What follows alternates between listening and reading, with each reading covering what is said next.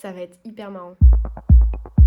Je viens de raccrocher le téléphone avec ma meilleure pote, comme ça vous savez tout. Et au moment de raccrocher, je me suis dit le truc dont on vient de parler, il faut absolument que je fasse une vidéo là-dessus. Et donc le sujet, comme c'est écrit dans le titre, c'est construire sa réalité. J'avais même pas saisi, mais faire une vidéo qui s'appelle construire sa réalité quand ta chaîne s'appelle le vrai est un moment du faux, en référence à une phrase de Guy Debord dans son bouquin que je n'ai pas lu, que j'ai juste écouté sur YouTube, La société du spectacle. Ça a vraiment du sens. C'était fait pour moi. En gros, j'ai un peu 3 points. Il y a ce dont je parlais avec elle, une anecdote qui m'est arrivée la semaine dernière à Paris. Il y avait un artiste américain qui racontait un truc sur la tapisserie. Ensuite, il y a une expérience que j'ai peu connue de l'histoire de ma vie, car pendant un temps, j'ai vécu dans un écolieu. Je sais même pas si on peut dire vécu. J'avais un petit peu ce projet-là et j'ai changé d'avis. Troisième point, le fait d'être artiste, de faire de la peinture, quoi. Du coup, je commence par l'anecdote. C'est mercredi matin,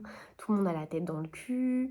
On arrive rue de Seine, on va visiter l'expo de Noël. Et là, le mec, il est super cool, très mood Amérique. Vraiment, il nous fait un show pour nous expliquer son travail. Et ça marche hyper bien. C'est hyper cool, on boit ses paroles, il nous fait des petites danses, tout ça, nanana. Et à un moment donné, il dit un truc, parce que lui, ce qu'il fait, c'est de la tapisserie. Il dit, en fait, l'histoire de l'art, c'est complètement planté. En gros, l'histoire de l'art a vachement retenu la peinture comme étant l'art majeur et tout, nan.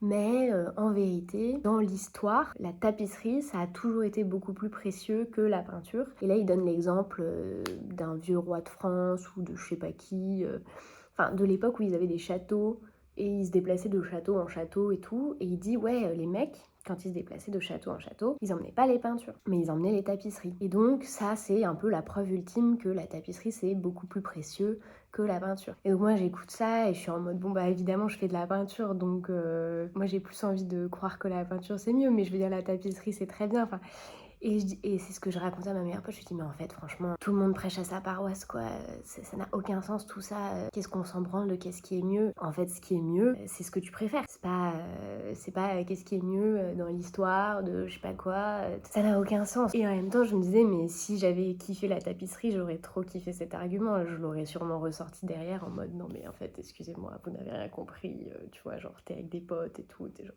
non mais vous n'avez rien compris en fait, vous avez toujours cru que la peinture c'était trop stylé parce qu'il y en a plein les musées, on vous ment.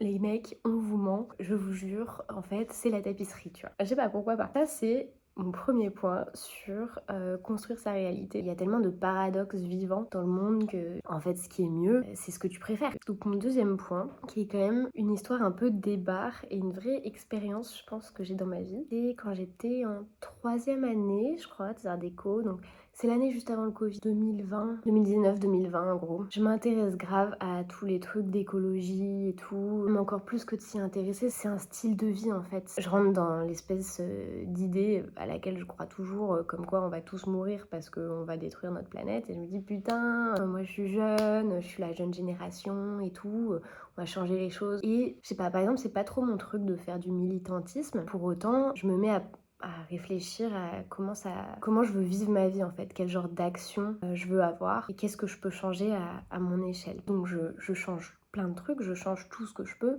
Donc dans mon studio à Paris, j'ai plus de frigo, j'ai plus enfin tout un tas de trucs, les douches, je sais pas quoi. C'est pas très compliqué en vrai, j'avais plus de frigo, c'est pas très grave, c'était juste une organisation différente, j'ai acheté les machins en vrac, bon voilà. Rien n'était vraiment très compliqué à mettre en place, c'est juste que c'était, à un moment donné on fait plus que ça quoi. Donc je fais à fond dans mon truc et je me dis mais je vais aller vivre dans un écolieu. Parce qu'en fait, je sais pas, c'est la continuité de mon projet. Je trouve sur internet, parce que je regarde plein de vidéos YouTube de youtubeurs écolos. Dans une des vidéos, je vois une meuf que j'ai connue en vacances il y a longtemps. Donc c'était sur la chaîne d'un mec qui s'appelle Jacob Cairou sur internet. Bref voilà, et donc j'envoie un message à cette nana que je connaissais un peu et on discute et elle me dit où c'est et tout. Ça s'appelle le Saint-Jardin, qui est à Saint-Rémy-les-Chevreuses, donc pas loin de Paris. Et donc je commence à aller là-bas. En gros ça fonctionne, alors ça fonctionnait parce que je sais pas si ça existe encore, sous forme de woofing. Je passais du temps là-bas.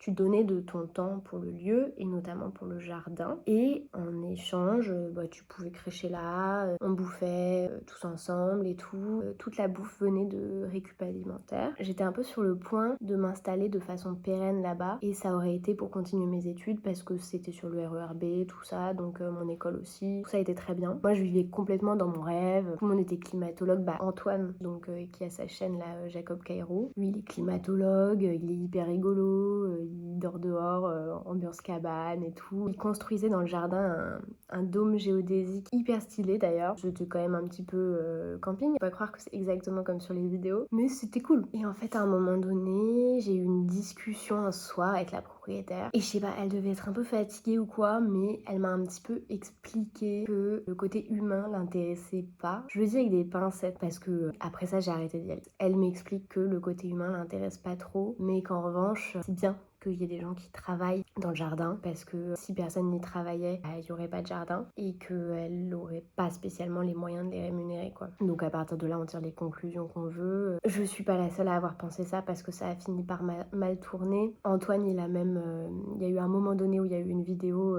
incendiaire sur sa chaîne où il a dit tout ce qu'il pensait de cet endroit et c'était vraiment le clash. D'ailleurs je crois qu'elle est en privé maintenant. En tout cas ce que moi j'ai retiré de cette expérience là, et pour reboucler la boucle avec cette histoire de construire sa réalité, c'est qu'en fait, quand on commence ses études ou que genre on va choisir sa vie et tout, prend un peu une voie, en vrai il y a plein de trucs qui sont possibles. Par contre, tout n'est pas forcément compatible. Si j'avais poursuivi cette voie-là, politisée dans l'écologie, d'être à fond, de rien m'autoriser parce que je fais partie de l'armée des sauveurs de la planète, je serais pas en Allemagne aujourd'hui. Je serais pas peintre parce que j'utilise des produits chimiques, j'ai besoin de me déplacer, j'utilise la voiture, ce genre de trucs. Donc c'est ok, chacun ses choix, mais moi je pense que tout est pas complètement compatible. La perfection c'est une forme d'utopie. Au final ce que j'essaye de faire c'est plutôt de prendre les trucs qui me plaisent vraiment. Un peu depuis cette expérience là, je fais vraiment ça quoi. Que ce dont j'ai envie, juste absolument tout ce dont j'ai envie et après je fais avec la contrainte. Mais dans le fait d'être devenue artiste et dans le fait de faire de la peinture, il y a cette idée absolument permanente de construire sa réalité. Vu que tu construis des images, on s'en fout après de ce qui est vrai et de ce qui est pas vrai. Et ce que tu retiens, c'est juste ce dont tu as envie, ton regard à toi. Voilà. Je vais pas m'éterniser sur le sujet en fait parce que j'ai dit à peu près tout ce que j'avais à dire. Mais c'était la minute philosophie avec Charlotte. J'espère que vous avez kiffé. Et je vous mets dans la description, je pense que je vais vous mettre la chaîne d'Antoine et le lien vers le travail de Noël. Et en vrai de vrai, j'avais pas de vidéo pour cette semaine. Donc ça m'arrange bien d'avoir fait ça. Bisous!